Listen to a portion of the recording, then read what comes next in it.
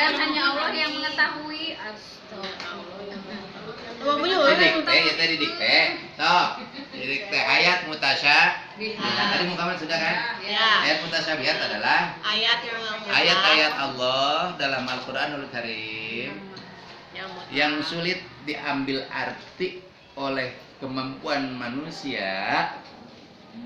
Yang sulit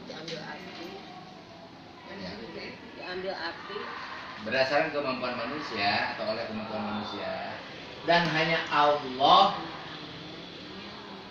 yang maha mengetahui maksud dari ayat tersebut. Dan hanya Allah Yang maha mengetahui dan hanya Allah dari maksud. Bentar. Hanya Allah yang sebut. Hanya Allah yang Ayat tersebut. ayat tersebut. Sudah? Dah. Supaya dipahami. Ayat Muhammad kan tadi. Ketika diungkap, oh dipahami. Oh iya, maksudnya seperti ini.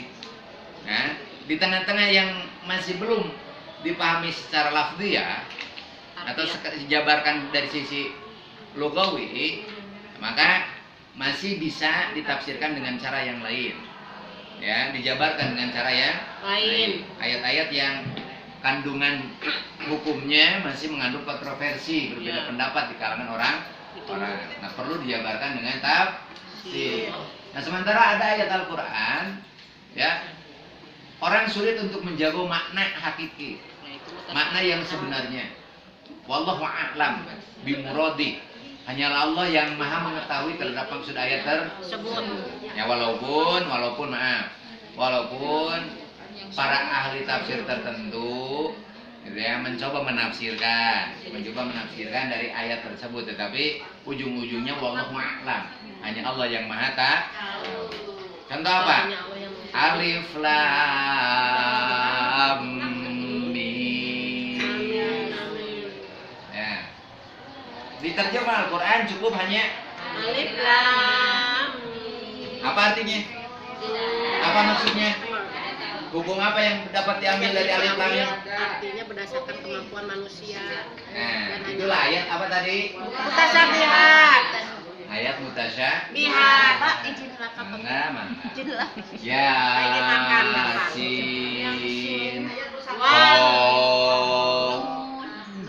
Nun.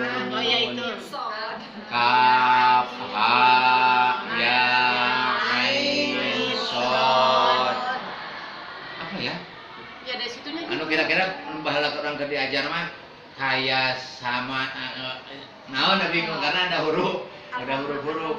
Nah, padahal cara membacanya adalah dengan menyebut huruf tunggalnya. Oh iya. Tahu, Ibu pernah mengalami nggak ketika kecil? Diajar maca ketika ada kalimat kaf ha ya ain. Naon itunya kayak so, kayak aso. Terus saya gitu.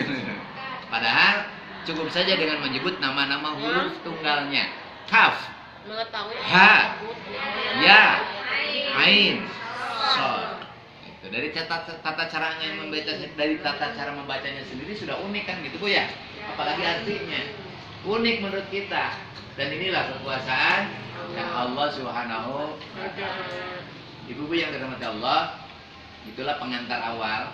Kita memahami tafsir dulu dari sisi etimologi, minimal ada kuai untuk kuai. Apa sih tafsir? Nah, apa sih pentingnya tafsir dalam hidup? Apa kita harus bertafsir? Apa kita harus menggunakan tafsir dalam mengkaji ayat Al-Quran? Gitu.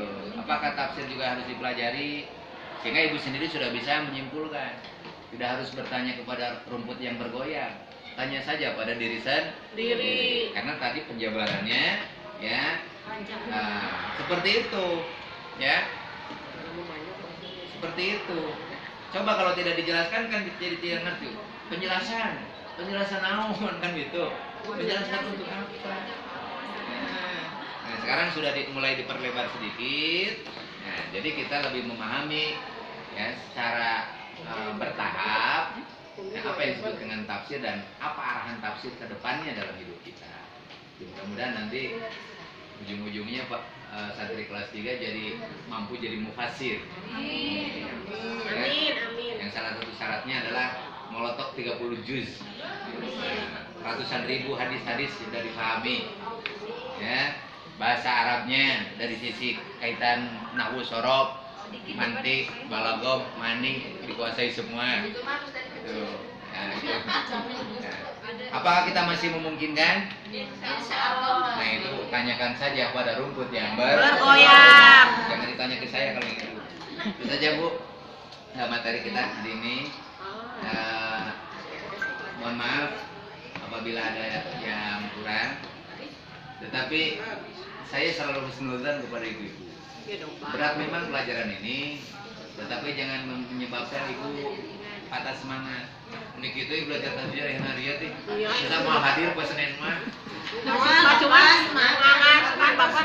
Jangan sampai ya. Iya enggak. Mudah-mudahan Bapak insya Allah. Bapak udah jalannya. Aduh, tapi Bapak jangan. Bapak jangan cepat-cepat. Tapi Bapak jangan cepat-cepat. Ya, makanya barusan juga sedikit. Bapak udah cepet-cepet. Jangan tambah beban hidup ini dengan beban-beban di kelas, di rumah lagi beban dari pembalatan. Ya Allah, Pak. Maka ibu cukup dengarkan saja ke. Tapi kan nggak bisa dengerin Ada 2 targetan yang harus dicapai. Sok silakan bebas. Ternyata gitu naon. Penting ibu ngerti nomor kedua bisa menjawab ketika UAS.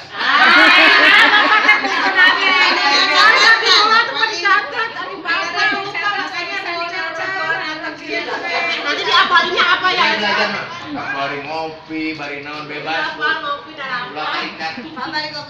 Bebas.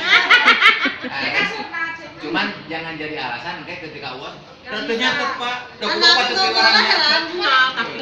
Saya tidak akan pernah mendikte hidup ini.